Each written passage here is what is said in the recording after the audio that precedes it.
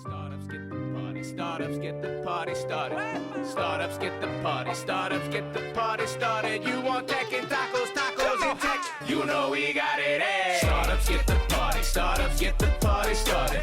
Startups get the party, startups get the party started. Startups get the party, startups get the party started. You want tech and tacos, tacos and tech, you know we got it, eh?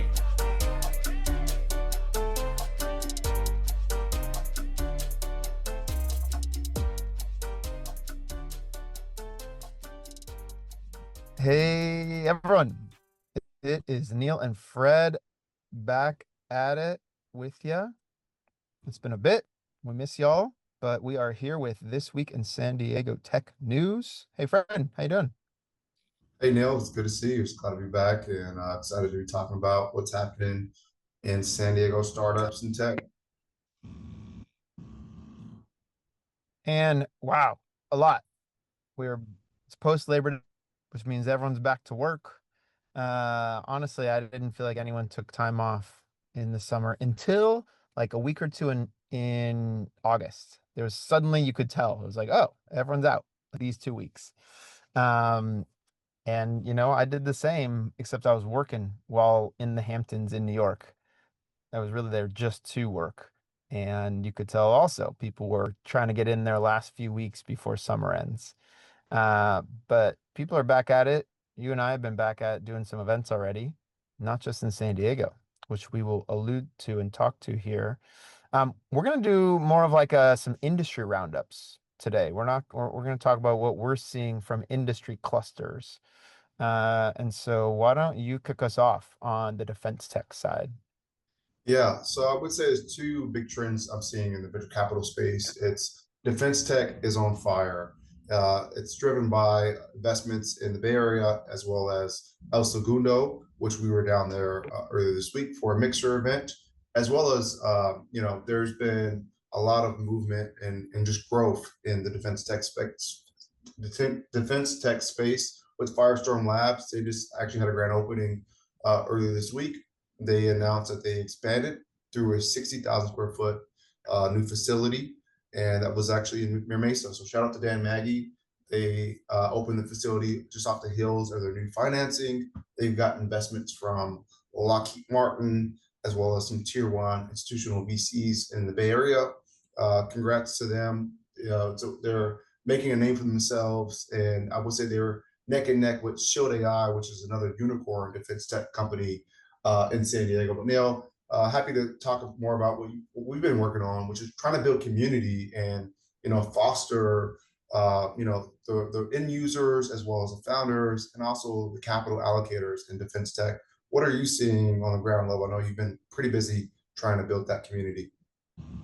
Yeah, for me, it's the connective tissue. Like, what is the reason for all of us to be together and help each other? That is the community part that we work in day out.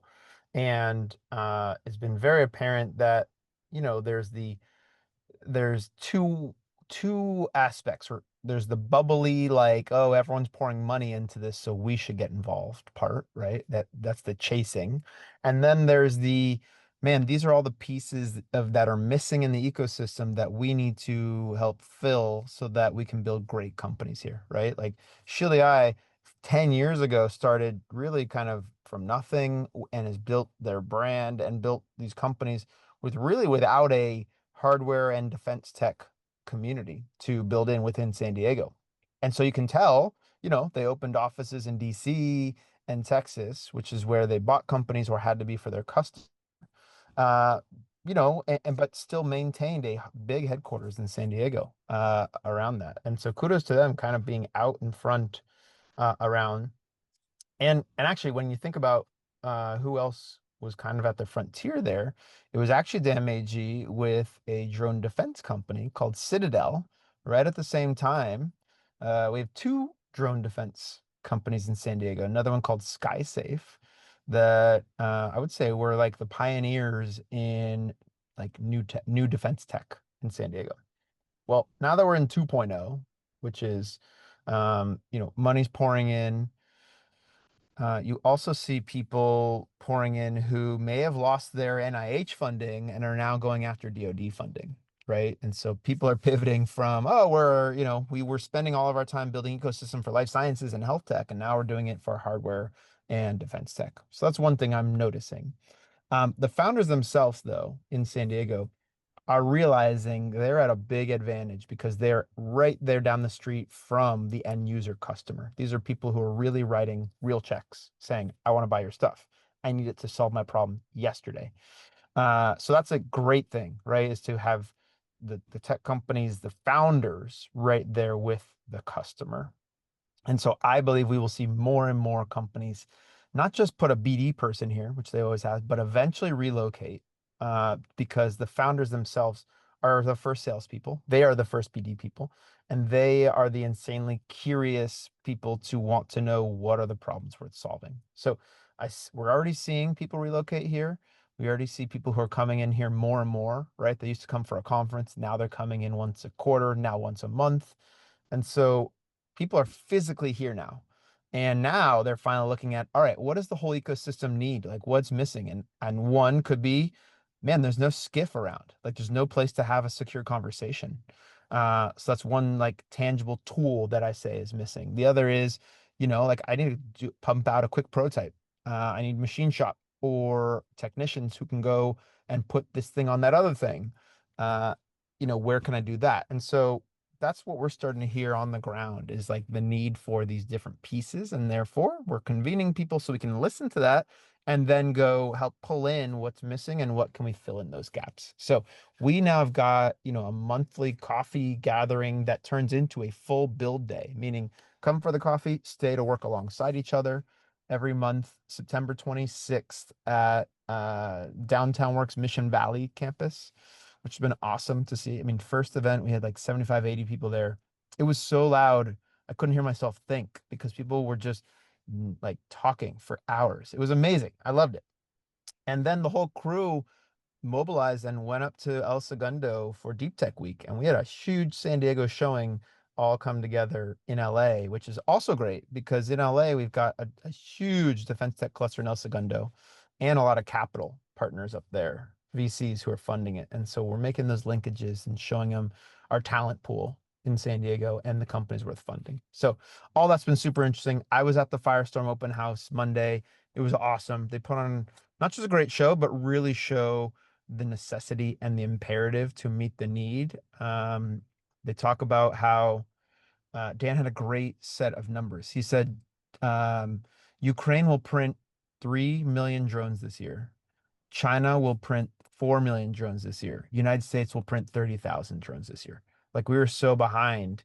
And our future potential enemy is China, which is across the Pacific, which San Diego is one of the closest to, actually be at the front lines for, or at least be supplying people to. And what they have learned at Firestorm is it's not just drones, it's literally every part that the military could ever need needs to actually be in Asia where the front lines will be, not just getting on a ship and weeks later it shows up or getting on even on an airplane. And so they're realizing there is this even bigger need, not just drones. It's like literally every piece of hardware in the entire supply chain needs to be able to be printed and put on minutes later. So excited to see all that. Excited that there's a few 3D printing related defense tech companies here. We got Crater here, who's been embedded with Marines for a few years. So I envision a lot more of that 3D printing, manufacturing for military needs, and excited to just keep diving deeper into that. So keep an eye out for us as we keep kind of reporting this subcluster. We'll have plenty more to say on that coming up. Anything else you want to put a bow on that, or you want to move to biotech? Let's get into biotech life sciences. Obviously it's been a challenging environment for that space, given that NIH funding has kind of been pulled by new administration. But it's great to see a silver lining in that space. In the last few weeks, we've seen an significant uptick in life science funding in San Diego. There was two major financings. Treelight Biosciences, which is actually based in Boston, but they do have a growing presence in San Diego. They just emerged from stealth, raised $200 million from ARC Venture Partners, which is an active biotech venture capital firm. Arcnatar Therapeutics, they also emerged from stealth. They're focused on RNA therapies. They raised about a 52 million Series A.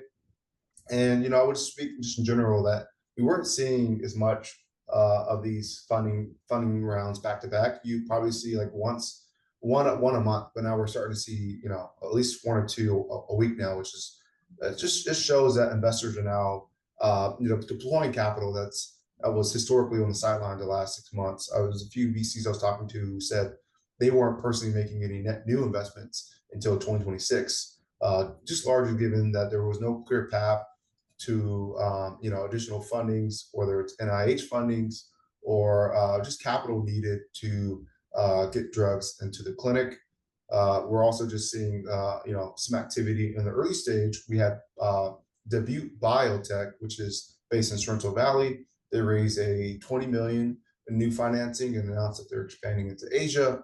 You also had some acquisitions between I think Yatri Bio. I think Neal, you have some details on that, but yeah, we're starting to see some activity in the biotech space, which is great to see. Yeah, I was at I just joined this San Diego State Mission Valley Innovation District Advisory Board, and they had a really good overview of like the local economy from Nikia Clark from the San Diego Regional EDC. And she said the same about, VC funding. Um, I looked at a few things and mentioned this, and we've talked about it on this podcast. We're coming out of one of the biggest M&A environments for biotech, like in a long time, right? Like over the last 24 months, San Diego experienced close to 30 billion in exits on some biotech companies, which is massive. Like I think you said we were the number one M&A area of the top three, if not all biotech hubs. And so I look at that in stride and be like, look, like we just had some huge exits on the far end. It's just a seasonality that, maybe our companies were on the late stage and had exits, and the funding will come when it comes, kind of thing, right? Like it's pouring into other areas. It's pouring into defense tech in the meantime. And those founders who had exits now or in the last year will start next companies, and they will get funded because they're on company 2, 3, 4, or 5, and they had billion-dollar plus exits. So I would say yes, rough environment, but I think our founders are resilient. This is a 10-year game, not a 6-month game. And I think the fruits of the labor of those exits are coming. Those are all good things that are coming in that regard. We're seeing, so you mentioned, we just had our AI bio meet gathering, which is like this small group of kind of CTOs, but who are either deep bio or deep AI or both, right? And we kind of do this demo day, if you will, once a month. And we had Nick Edwards from Potato, who's a co-organizer of the group with me, who started the company because of this group. He saw, he sat there for 2 years and watched and learned what are the needs of bio, and built an AI for bio, which is awesome. So he gave an amazing demo. And our next one coming up in October is Pilgrim Jackson from Yatiri Bio, who, man, I remember when he presented 2 years ago when he was just starting, and this expert in proteomics, who now at this point, I think he just acquired another company, maybe an acquihire. I don't know the full details, and I would really rather let Pilgrim tell his full story. But, just to see that an early stage startup is already finding momentum here in a new sub vertical, proteomics, which is like kind of this emerging sub area within life sciences for, drug discovery and a few other areas, meets AI. And so, I'll have more to report after he does a demo day with us in mid-October there. But within the room, I think there were 4 proteomics experts, who are varying areas of AI meets proteomics. So, there's a lot of areas to uncover under life sciences. What we used to just say drug discovery, there could be 3 or 4 different subclusters under that. And what ways are they using AI for that? AI with quotey words in that. So lots going on. Don't sleep on San Diego's biotech community, and don't just go off of one big, macroeconomic trend line.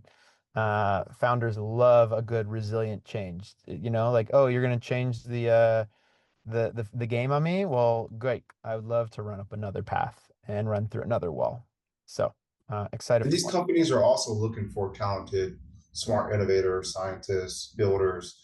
And so, as we're talking about some of these companies who are getting funding and finding success in this challenging environment, reach out to the founders, reach out to the leadership team, find a way to get involved, whether it's going to events or working at some of these companies to help them build the future. I think that's what we needed, what's needed in San Diego. And we can still inspiration from El Segundo and LA. I think it was a density of talent in companies and people willing to help each other out there. And I think we do have that in the life sciences ecosystem, but we'll love to see that more in tech. And also not only just life science and therapeutics and progenomics, there's also stuff happening in medical device. There's a company called Luna Diabetes. I think we believe you were an investor in that, Neal. They raised a 23 million Series A, and they're really doing some pretty cool stuff around I think insulin delivery. Obviously we have a big company like Dexcom here who kind of set the roots here. But we also have some upcoming startups who are continuing to find success. So yeah, we'll love to call out that there's ways to be a part of the growth here in the innovation economy in San Diego. Yeah, and what I would say, I'm going to tell the Luna story in a second, but it's a story of density, right? And so, looking for your tribe that's very specific to your area of expertise is super important for us as a community, right? I think there's a lot of events where you can go and just meet anyone in tech or meet anyone in biotech, but we have got these subclusters going on that are dense, and the only way to break in is to show that you've got dense subject matter expertise alongside them, right? And so Dexcom. We actually told the founding story on our podcast here 5 years ago, the original in VC. John he found them, they're a bunch of postdocs in, I think, University of Wisconsin, Madison. He brought them to San Diego, funded them, and became the eventually like the dominant glucose meter that could detect your blood sugar, which is now I think a 60, $70 billion company by market cap, maybe, and they are breaking into consumer side. So what's really cool and really interesting in parts of biotech, some of these subclusters, is how they're going and finding new pathways, new revenue streams. And so Dexcom has obviously started as a, kind of a wearable, well, not started, where they've hit their big stride on their G7 is a wearable patch that tells you, your blood sugar, and then talks to your phone both to track the data, and then talks to your insulin pump, which may be a tandem diabetes pump, also San Diego based, or an insulin, another pump, or a Beta Bionics, another pump. And all of those have roots in San Diego, whether the tandem based here and started here. Beta Bionics CEO Sean Saint is serial diabetes tech, actually, as was lead engineer at Tandem and at Dexcom, and then Companion Medical, which he sold to Medtronic, and then co-founded Luna Diabetes. So yeah, what I'm saying is, like, look for deep, dense pockets of domain expertise, and you will find multiple companies within that space and multiple founders building who just continue to build in that space. And the diabetes tech is a great story around that. And which is why Interlock Capital funded it 3 or 4 years ago, initially during their pre-seed, when Luna Diabetes originally plan was, and still is today, it's this holds you overnight set of insulin. So for majority of type 1 diabetics, they just deliver insulin themselves through a pen or just through a shot, and then they go to bed and they will get woken up by their Dexcom G7 saying you're high or you're low and you got to do something about it. And it's super disruptive to sleep. And so Luna said, we're going to help at least just keep you asleep and maintaining your blood sugar. And so Interlock did their pre-seed and their seed, and they just closed a large Series A, which kind of converted all those rounds together. So we're very, very happy to be a part of that. But even more, I'm just proud to see 3 serial diabetes tech founders who I think 2 of 3, if not all 3 of 3, are also type 1 diabetics themselves. just continuing to build in the diabetes tech space. And so another great San Diego Sorrento Valley story here, and that I think you will finally hear more about because they've been very quietly building, but now obviously they need to hire people, so they'll be louder because of that. Mhm. But yeah, that's just one of many of these subcluster stories that we love to continue to report on. Maybe we need to find other ways to write it. Maybe you need to write like a long piece on the history of diabetes tech in San Diego, right? Like go trace those roots or something, or we do an event that's just diabetes tech founders and go pull in all the pieces of that for a dinner, you know? Probably not or, those are ands. We need to do all of those together because when you see the subclustering, there's just going to be more around that. Couldn't agree more. Yeah, there was a few other big tech and all startup headlines I can share. There was an article I put out earlier this week on just like recapping kind of mid-September what's been going on and the technology and also real estate space. There was a few headlines that I caught my eye. ClickUp announced that they just surpassed 300 million in annual revenues. And I believe Axos and STBJ did a piece on them about that they were potentially eyeing an IPO. So Neal, your bet that you made out about how many IPOs there would be this year in the tech space, this could be the first one. Let's go. Let's go, Zeb. I want to go ring the bell with Zeb. I'm super stoked for them.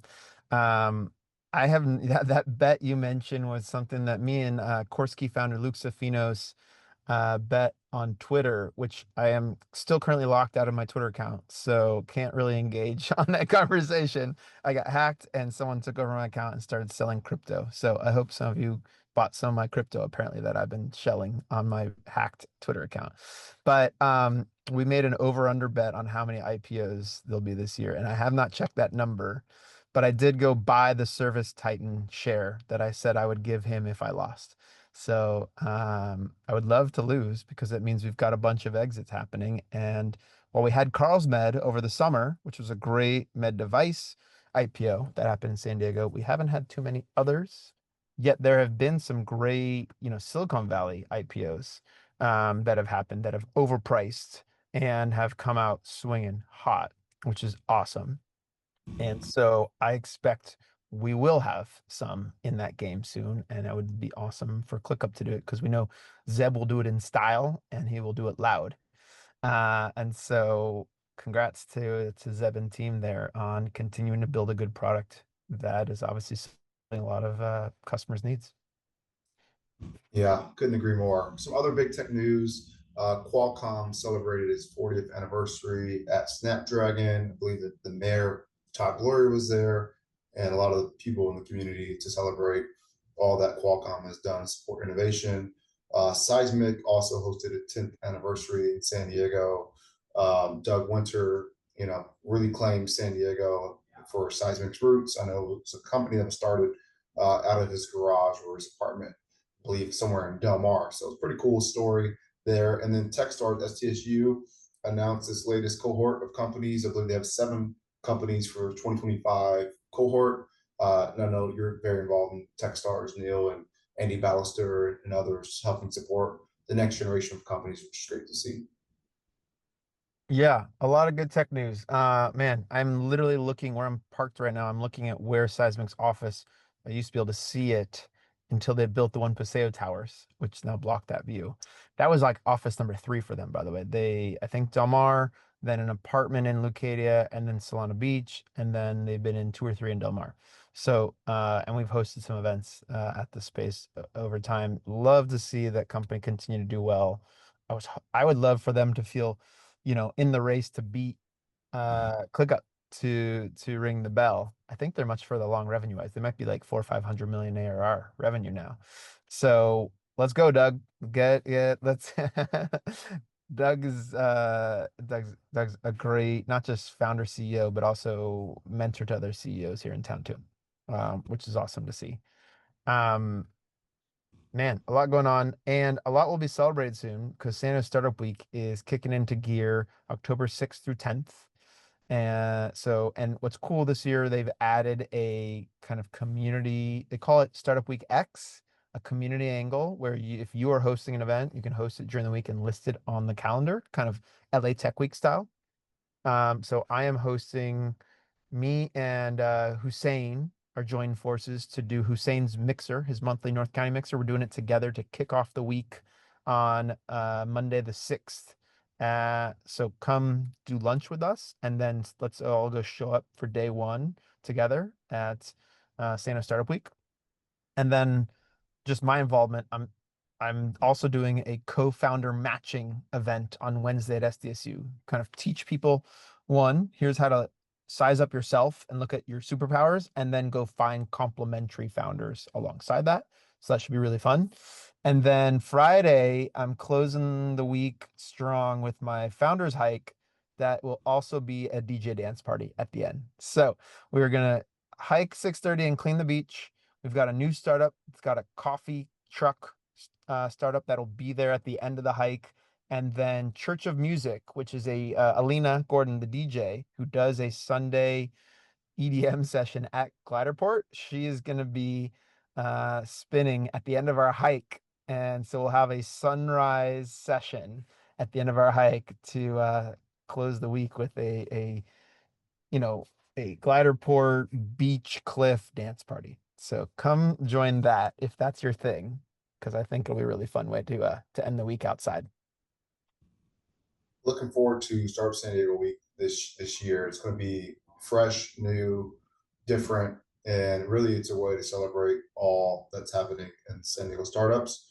Next Wednesday, I'm actually doing a live LinkedIn conversation with Cheryl Goodman from Startup San Diego, as well as Sirhat from New Fun Venture Group. We're talking about AI, tech, real value versus hype, and how to find funding and jobs in today's market. So yeah, stay tuned for that. And yeah, we'll hope to see you at Startup Week coming up very soon. And get your tickets if you haven't got them yet, and find ways to volunteer or start your own event. Yeah, so many events out there. Make sure you're checking Jonah's The Social Coyote, which is linked in the show notes. Most events that these days have found their way to Eventship, which is kind of like our community. It's like the Luma of San Diego, if you will. It's a good way to say it, or the Eventbrite of San Diego. Lots of events going on. That we always talk about October being one of the busiest months because people are getting stuff in before the holidays. I anticipate that to be another year of crazy record events. And so you'll see me and Fred out there doing our own events, showing up at other stuff. So thanks everyone for tuning in. Thanks for sharing this with others. Send us feedback as always, and subscribing to Fred's Substack, The Business of San Diego, linked in the show notes, and Rising Tide Partners Substack, which is you'll continue to see me using that brand. I'm consolidating all my brands. Fresh Brewed, kind of gone. It's all Rising Tide Partners. So thank you all for tuning in. Fred, thanks for being on here as always. Always a pleasure, Neal. See you out there in the community. See everyone. Cheers.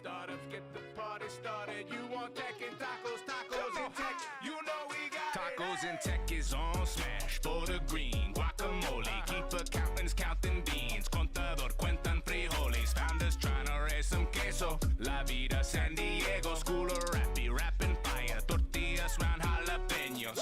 In these modern times of craft beer and coffee, my coding yoga posse fold the body. Origami, we be surfing Coronado. Eating tacos el gordo. The taco stand in puesto. Lucha libre and sombrero. Gotta shout out Tecos Daniels by the ocean. Watch the sunset. La Jolla shores. Entrepreneurs trying to get funded. When San Diego Startup Week is popping in the summer. Oceanside to Tijuana. SD be full of hustlers. From couch surfing to penthouses right on the beach. Tech leaders who believe stars are within reach. We interviewing founders who be shooting for the moon. Hashtag SD Tecos with your host Neal Bloom. Come on! Startups get the party. Startups get the party started. Startups get the party. Startups get the party started. Startups get the party. Startups get the party started. You want tech and tacos, tacos and tech. You know we got it. Hey. Startups get the party. Startups get the party.